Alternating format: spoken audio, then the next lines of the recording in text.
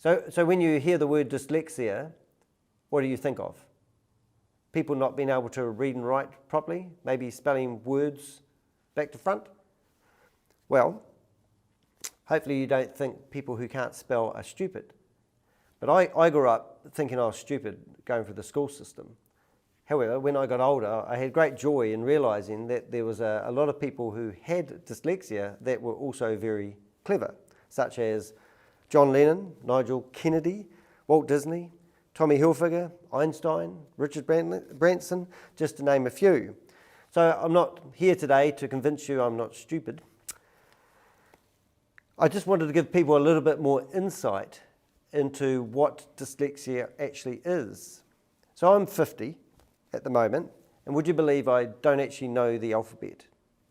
I don't know the difference between a verb and a noun, and I don't even know the months of the year.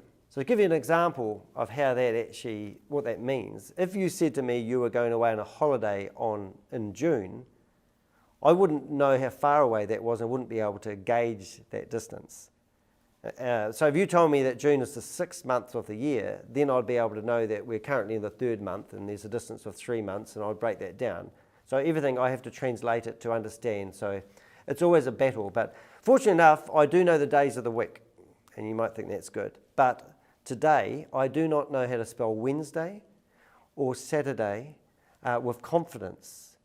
And I use a keyboard, I can do it, but when it comes to writing it down with pen and paper, you wouldn't be able to read my writing. So at the age of 23, I decided to go get some professional help. I went along to Spelt Canterbury, and they did a whole lot of tests over a couple of hours, and they come back to me and they said, "Hey Danny, you have a reading age of a 9.3-year-old. I thought that was quite good at the time. And I said, "Well, what do you do about this?" And they said, "What you could do, you could hire a personal teacher and maybe learn how to read and write." So I did that for a year, 2 times a week.